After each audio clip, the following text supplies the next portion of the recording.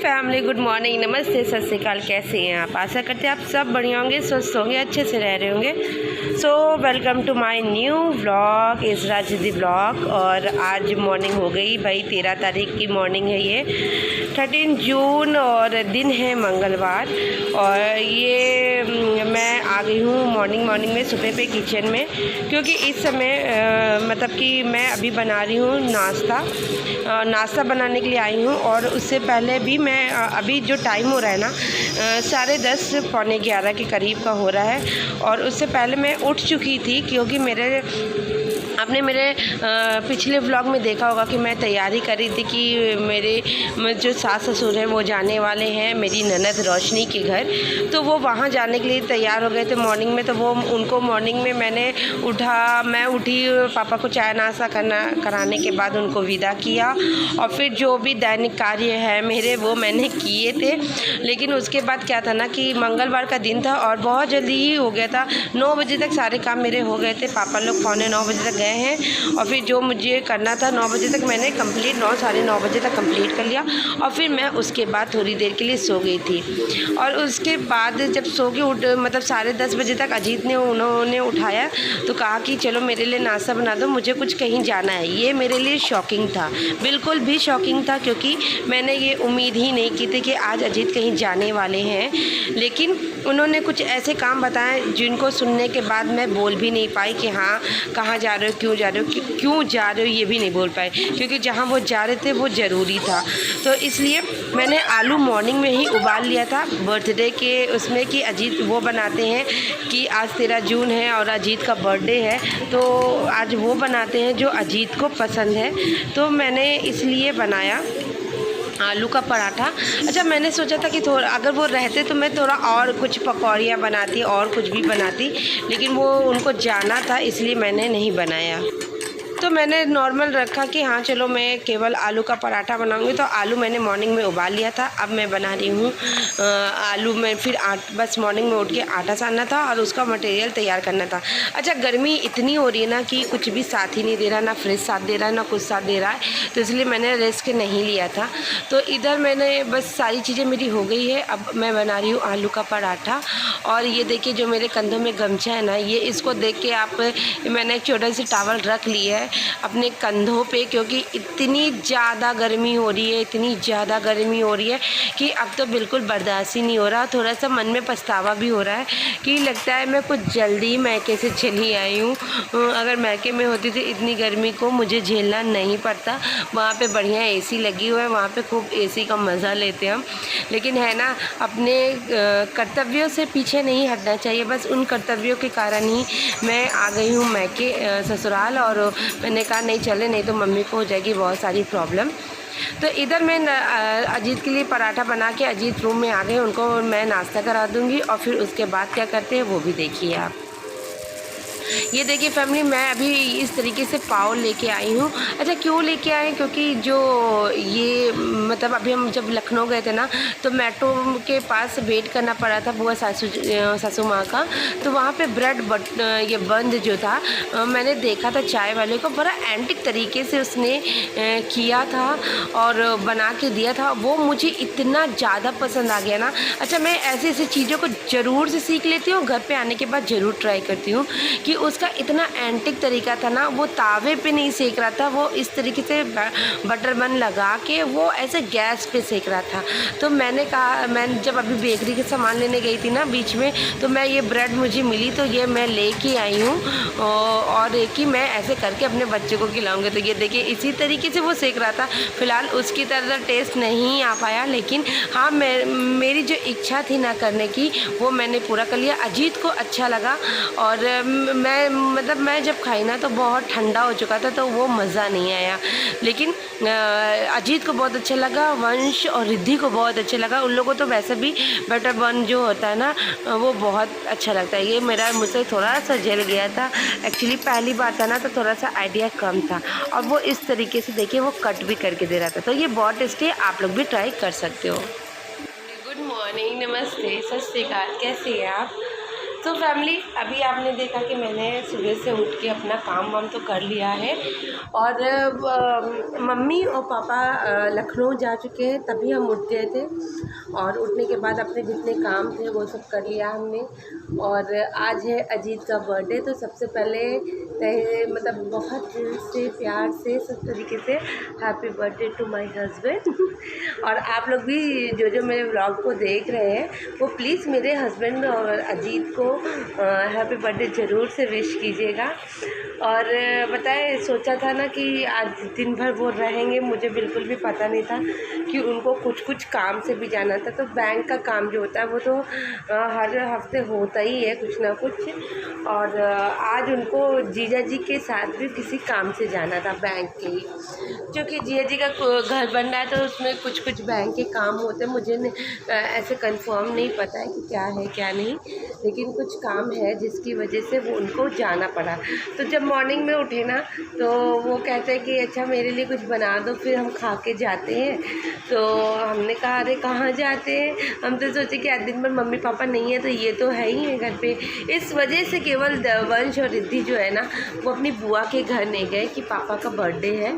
तो उन्होंने कहा मुझे बछरावा जाना है।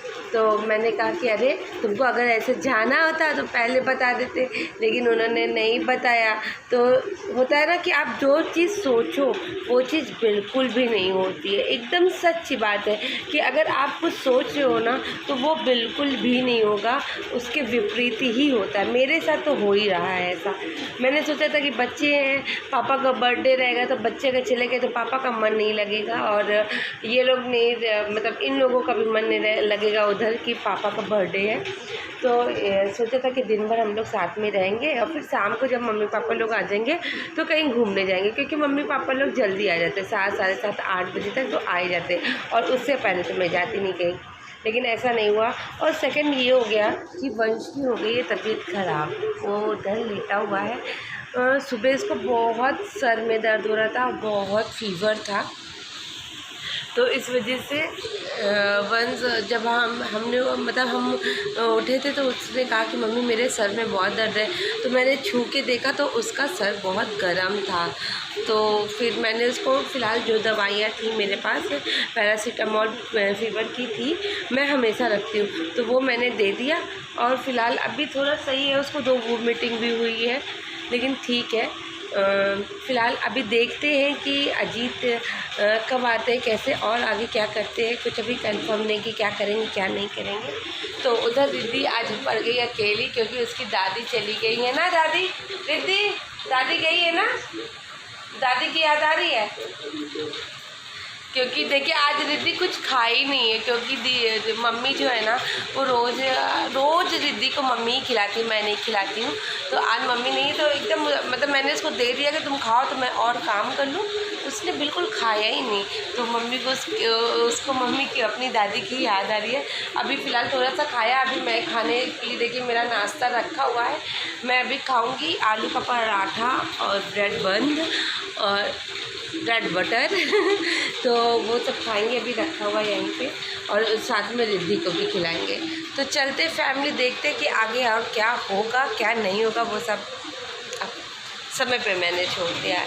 तो चलते देखते क्या होता है। आप लोग बने रहिए मेरे ब्लॉग में, और जो मेरे ब्लॉग में नए आए होंगे वो प्लीज़ मेरे चैनल को लाइक करिएगा, सब्सक्राइब करिएगा, और मेरी वीडियोज़ को ढेर सारा शेयर भी करिए, और अपना ढेर सारा प्यार, अपना ढेर सारा सपोर्ट भी दीजिए।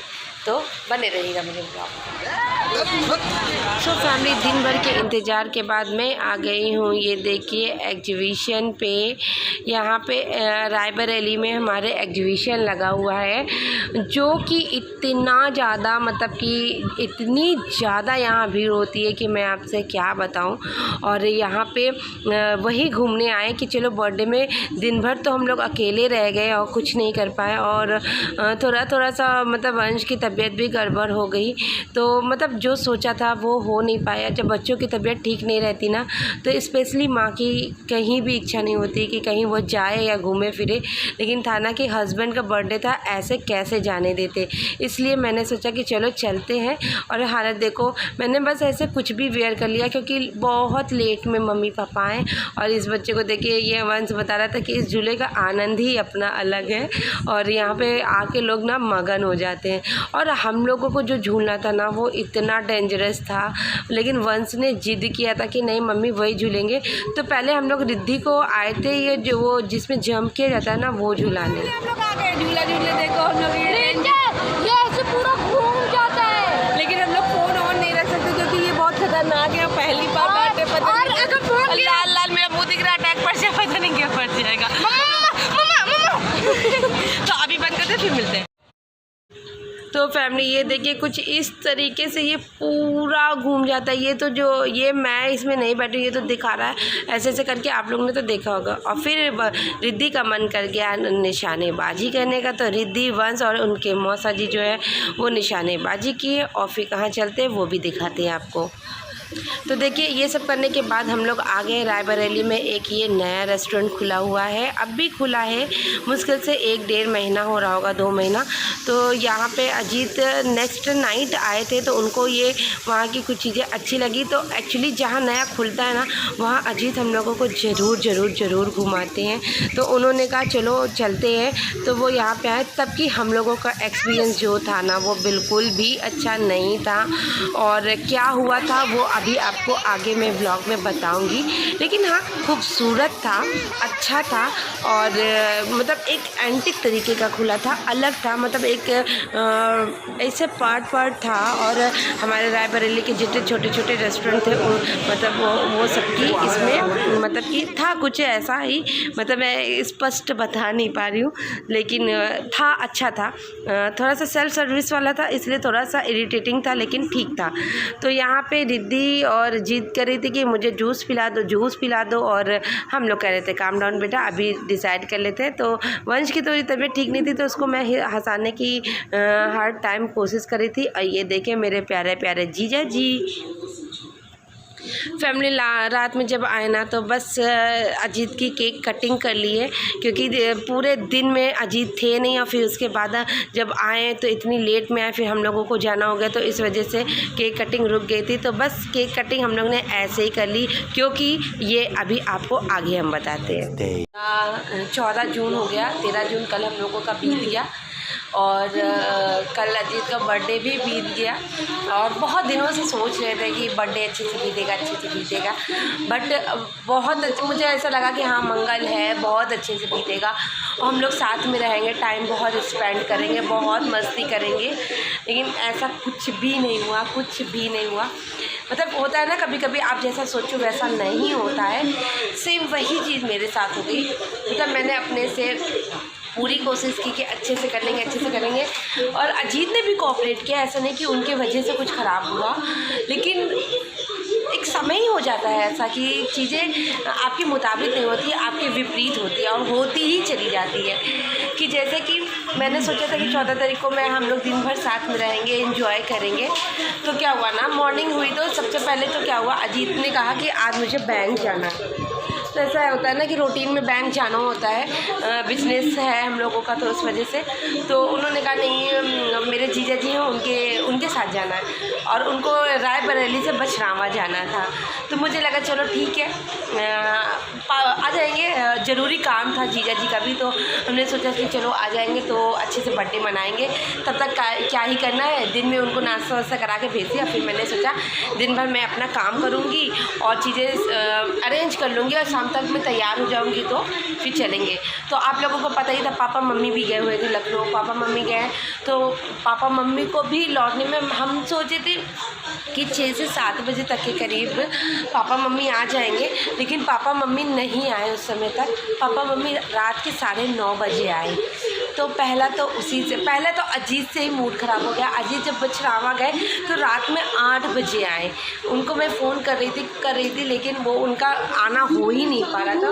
वो रात में 8 8 बजे आए, और 8 बजे आने के बाद उससे पहले क्या हुआ था कि उससे पहले वंश की तबीयत ख़राब हो गई। वंश को इतना ज़्यादा फीवर था और इतनी वोमिटिंग हो रही थी कि मैं आपको बता नहीं सकती। मतलब दिन भर में बच्चे ने मेरे 4 बार वोमिटिंग की, और उसको 102 103 फीवर था।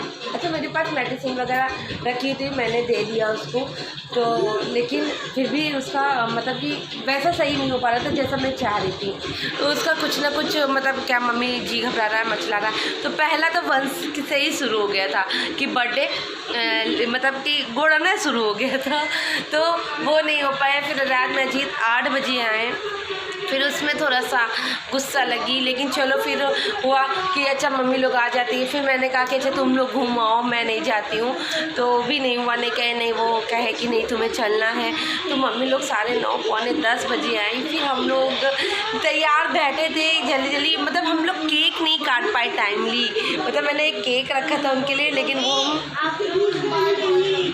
मैंने वो केक भी नहीं काट पाया। और फिर हम लोग चले गए, जीजा जी आ गए थे, तो जीजा जी के साथ हम लोग यहाँ पे एग्जीबिशन लगा था वहाँ गए। और फिर उसके बाद फिर हम लोग वहाँ से डायरेक्ट होटल गए, क्योंकि होटल जाते जाते 11 बज गया। और सिटी के अंदर ना 11 बजे आपको होटल मतलब अवेलेबल नहीं मिलता है खुला हुआ, वो तो एग्जीबिशन लगा है तो इस वजह से खुला हुआ है। क्योंकि हमारा रायबरेली इतना भी बड़ा नहीं है कि 12-12 बजे तक होटल खुला रहे। वैसे भी मोस्टली जगहों पे 10 बजे तक तो लास्ट टाइम होता ही है, होटल तो होटल ही है ना। फिर वहाँ गए ना तो 1 घंटा हो गया, 1 घंटा हुआ तो कुछ ऑर्डर ही लेने वाला कोई नहीं आ रहा। ये मतलब इतना गंद हो गई, इतनी गंद हो गई, मैं क्या ही बताऊँ।